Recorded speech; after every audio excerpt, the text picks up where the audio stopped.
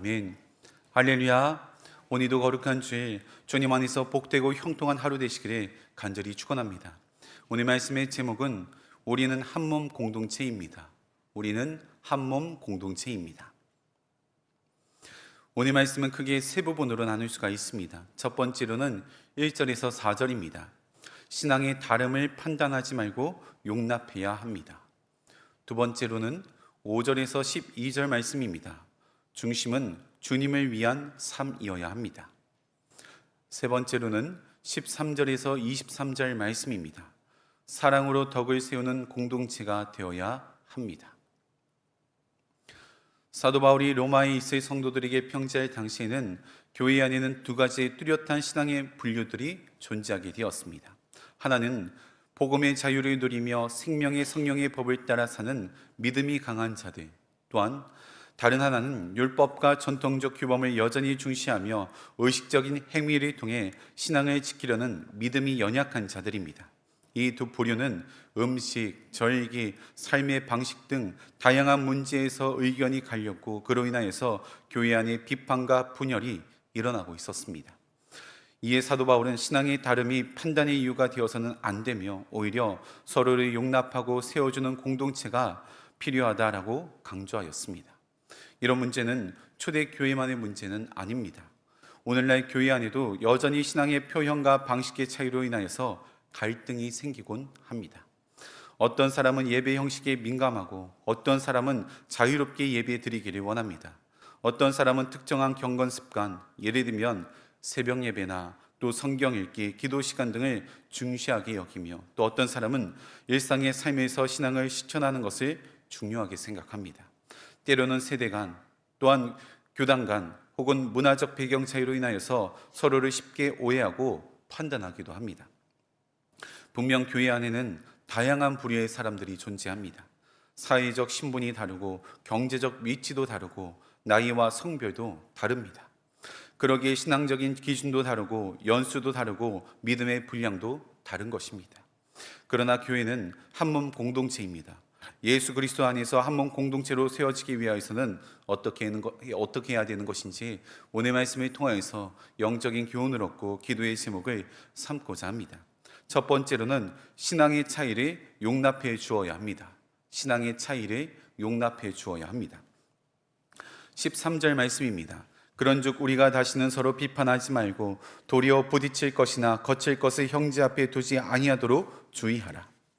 사도 바울은 분명하게 말합니다. 서로 비판하지 말고 부딪히지 말라고 이야기합니다. 다시 말해서 신앙의 다양성을 인정해 주라라고 말하고 있는 것입니다.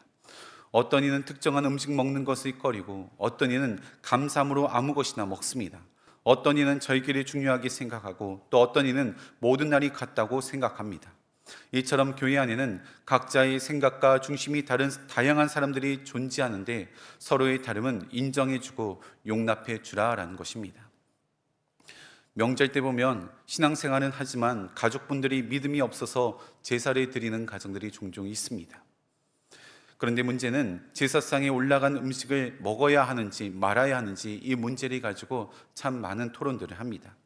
어떤 사람은 제사상에 올라간 음식이나 그렇지 않은 음식이나 매한가지이기 때문에 먹어도 된다라고 이야기합니다. 또 어떤 사람은 우상에게 바쳐진 음식이라 먹으면 안 된다라고 이야기합니다.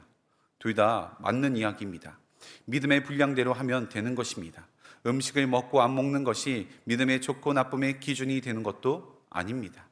다만 음식을 먹고 안 먹는 것의 마음의 중심에는 무엇이 있는지 그 마음의 동기를 살펴보아야 한다는 것입니다. 식사를 나누며 복음을 전하기 위해서 함께 음식을 먹을 수 있습니다. 혹시라도 제사 음식 먹는 모습을 보고 실족하는 사람이 있을까 하여서 먹지 않는 것도 맞는 것입니다. 신앙의 다름은 정죄의 근거가 아니라 사랑의 기회가 되어야 한다는 것입니다.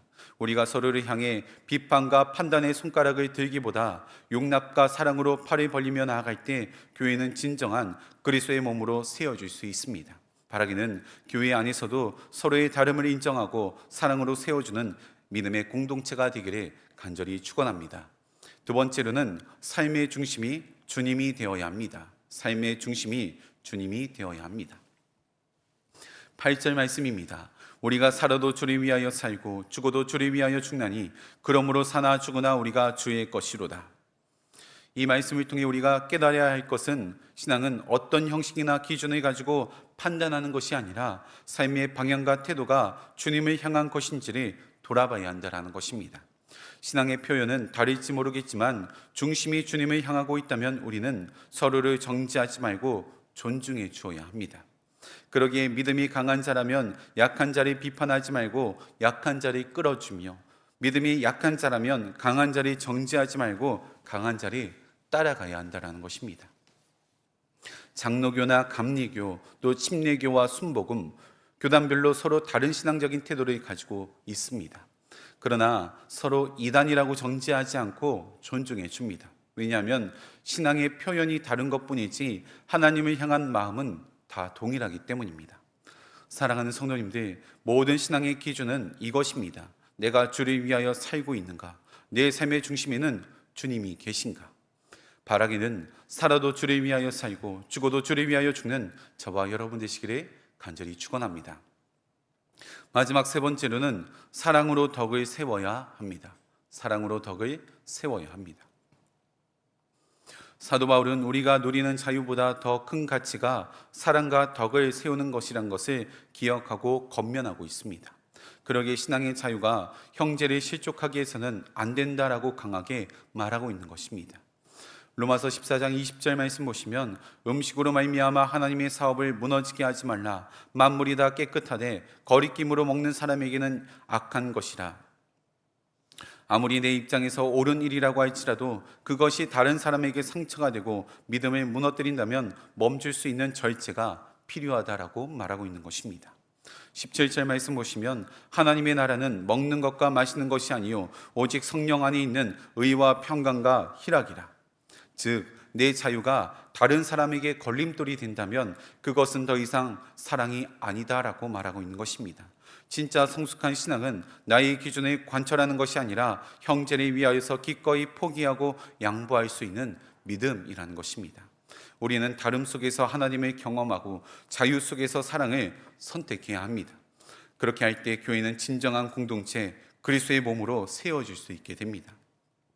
사랑하는 성도님들, 이런 사랑으로 덕을 세우는 공동체, 우리가 세워나가야 할 줄 믿습니다. 이런 믿음의 공동체로 세워나가 진정한 그리스도의 몸으로서 유기처적인 지체로서 귀한 역할들을 감당해 나가시는 저와 여러분 되시기를 간절히 축원합니다. 함께 기도하시겠습니다. 교회의 머리이신 하나님 아버지, 교회 안에는 다양한 부류의 사람들이 있지만 서로를 바라보며 정지하고 판단하는 것이 아니라 서로의 다름을 인정하고 용납과 사랑으로 바라보는 믿음의 공동체 되게 하여 주시옵소서. 어떤 형식이나 기준을 가지고 신앙의 잣대로 남을 판단하는 것이 아니라 삶의 방향과 태도가 하나님을 향한 것인지 아닌지 먼저 돌아보는 성숙한 신앙인이 되게 하여 주시며 모든 것 위에 사랑이 있음을 늘 기억하게 하여 주시옵소서. 입술과 생각을 지키게 하시며 서로를 세워주고 격려하는 믿음의 공동체, 주님을 중심으로 유기체적으로 연결된 한몸 공동체로 서게 하여 주시옵소서. 이 시간 하나님 앞에 귀한 마음을 담아 11조와 1,000번째 여러 감사의 예물을 올려드립니다. 이 예물이 담긴 기도의 제목과 간절히 부르짖는 눈물의 기도 소리에 응답하여 주시며 하나님 나라를 위하여서 귀하게 쓰임받는 도구 되게 하여 주시옵소서. 우리의 머리 되시는 우리 주 예수 그리스도의 이름으로 기도하옵나이다. 아멘.